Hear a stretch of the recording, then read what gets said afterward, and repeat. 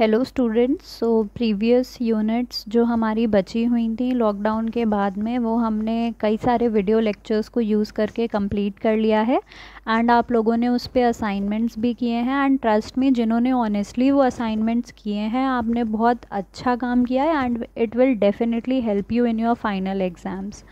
So now finally हम लोग हमारे M3 की लास्ट यूनिट पर आ गए हैं, that is ordinary differential equations of second order. बहुत ज़्यादा मुश्किल नहीं है।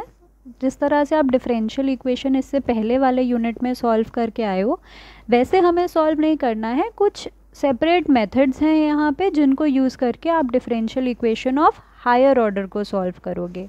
इससे पहले वाले यूनिट में जो आपने पढ़ा था उसमें आपने सिर्फ और सिर्फ फर्स्ट ऑर्डर डिफरेंशियल इक्वेशन की बात करी थी एंड उसी से रिलेटेड आपने मेथड्स पढ़े हुए थे। सो सबसे पहले हम देख लेते हैं कि linear differential equation of higher order क्या होती है, बिकॉज़ यहाँ पे इस यूनिट में हमें इसी के साथ डील करना है mostly. So if a differential equation in variables x and y is such that the dependent variable y and its derivatives occur in the first degree and there occur no term containing product of derivatives of different order and the product of the derivative and the dependent variable, then such an equation is called a linear differential equation of higher order। जैसे कि first order differential equation आपकी किस तरह की होती थी, dy by D X plus P Y is equal to Q type की, जहाँ पे p आपका x का फंक्शन था और सिमिलरली q भी हमारा कोई x का फंक्शन था। और एक कंडीशन और थी कि dy बाई डी एक्स की डिग्री 1 होनी चाहिए, मतलब इसकी पावर जब 1 होगी तभी हम लीनियर बोलेंगे। एंड सेकेंडली y और dy बाई डी एक्स का कोई भी प्रोडक्ट नहीं आना चाहिए। सेकेंड कंडीशन थी कि y और डेरिवेटिव का प्रोडक्ट नहीं आना चाहिए। थर्ड कंडीशन, जो भी आपका डिपेंडेंट वेरिएबल है जो कि यहाँ पर y है, y की भी पावर 1 ही होनी चाहिए, तभी आप कहते हो कि ये एक लीनियर डिफरेंशियल इक्वेशन है। अगर y की पावर 1 नहीं होगी तो हम y की पावर को 1 बनाने के लिए या हमारे डिफरेंशियल इक्वेशन को लीनियर बनाने के लिए वहाँ पे मेथड्स यूज़ करते थे। जैसे कि सपोज़ tan y आ रहा है तो आपने tan y को t लेट कर लिया, देन उसी के करस्पॉन्डिंग आपका dy बाई डी एक्स वाला भी टर्म एलिमिनेट हो जाता था।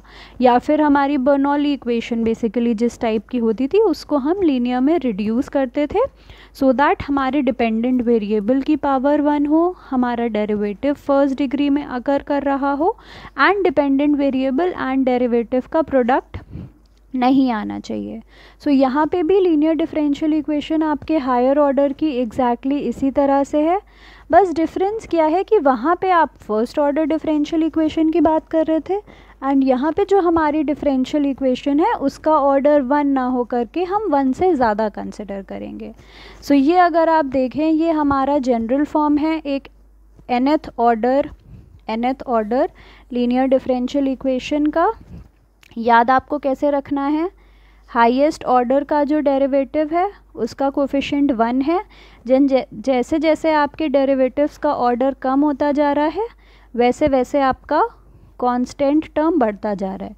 जैसे dn का कोफिशिएंट 1 है, then a1 dn minus 1 y upon D X to the power n minus 1 and so on, और लास्ट वाला टर्म आपका y होता है। सो जब भी हमें nth ऑर्डर का डिफरेंशियल इक्वेशन सॉल्व करना होगा, सबसे पहला काम आपका यही होगा कि उस इक्वेशन में जो आपका हाईएस्ट ऑर्डर डेरिवेटिव आ रहा होगा उसका कोफिशिएंट आप पहले 1 बनाओगे।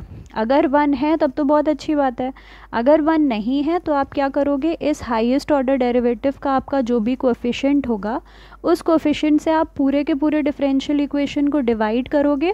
सो उससे आपका हाईएस्ट ऑर्डर डेरिवेटिव का कोफिशिएंट क्या हो जाएगा, 1। सो ये था general form linear differential equation का। इसको हम इस तरह से भी लिख सकते हैं y to the power n, और ब्रैकेट्स में जब भी हम पावर लिखते हैं तो उसका मतलब हम उस ऑर्डर के डेरिवेटिव की बात कर रहे हैं। जैसे y to the power n का मतलब y का nth derivative with respect to x, y to the power n minus 1 का मतलब y का n minus 1th derivative with respect to x।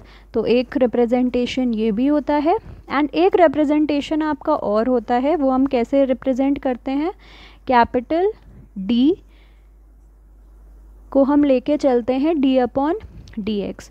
यानी कि अगर आपके पास कैपिटल D और y लिखा हुआ है तो इसका मतलब है dy/dx। तो हम इस तरह से भी nth ऑर्डर डिफरेंशियल इक्वेशन को डिनोट करते हैं। तो अगर मैं d के टर्म्स में इसी इक्वेशन को लिखूं तो आपकी इक्वेशन हो जाएगी d⁻n plus a1 d⁻n-1 plus a2 d⁻n-2 and so on plus an, और पूरा पे मैंने ब्रैकेट लगा दिया और बाहर लिख दिया y बाहर लिखने का मतलब ये सारे डेरिवेटिव्स जो आपके हैं ये y के रिस्पेक्ट में ही हम बात कर रहे हैं, and is equal to q।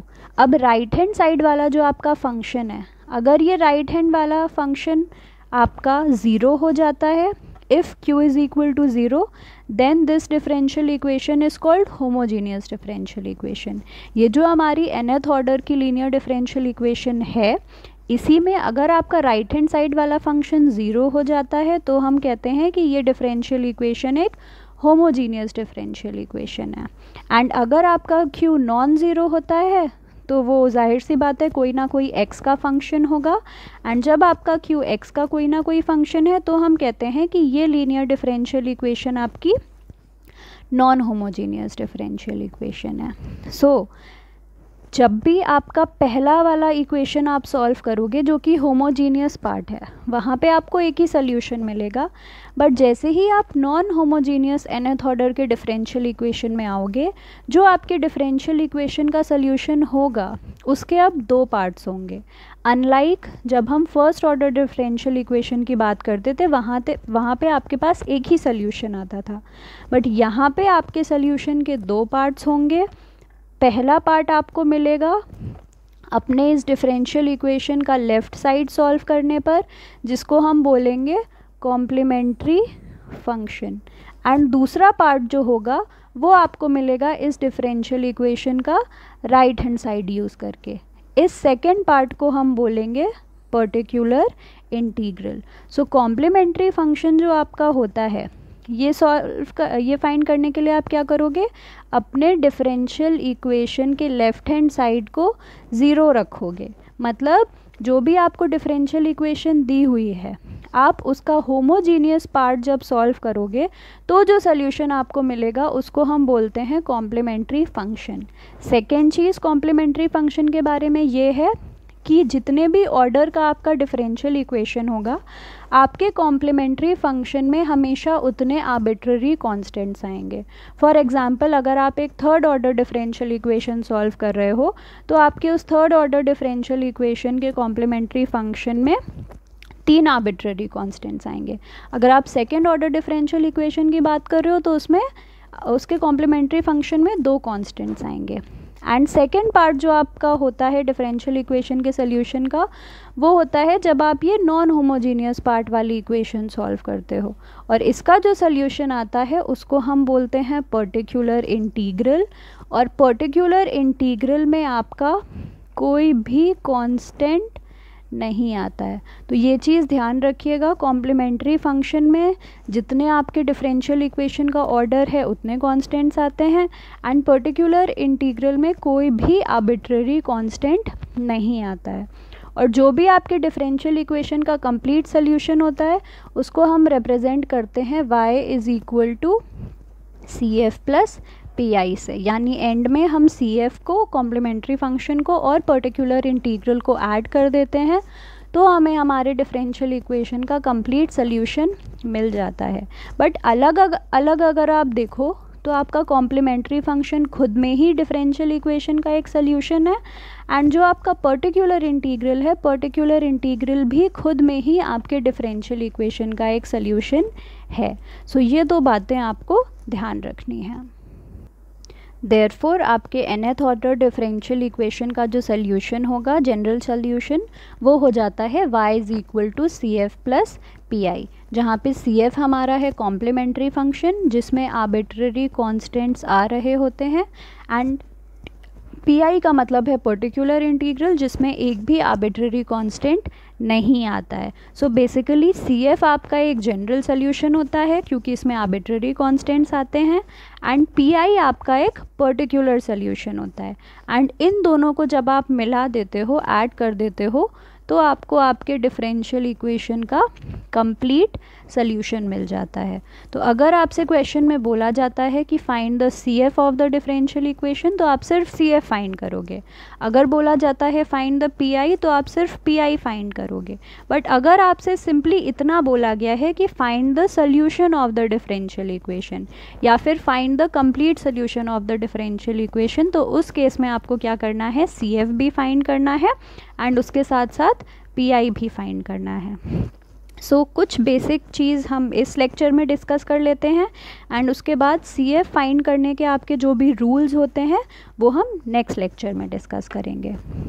सो सबसे पहले तो CF फाइंड करने के लिए आपको डिफरेंशियल इक्वेशन से ऑक्सिलरी इक्वेशन फाइंड करनी होती है।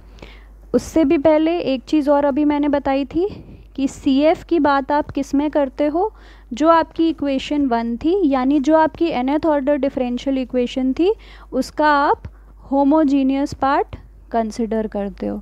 मतलब कोई भी डिफरेंशियल इक्वेशन आपको क्यों ना दी हुई हो nth ऑर्डर की, अगर आप CF फाइंड कर रहे हो तो आप उसको राइट हैंड साइड को 0 कंसिडर करके चलोगे, तभी आप CF की वैल्यू फाइंड करोगे।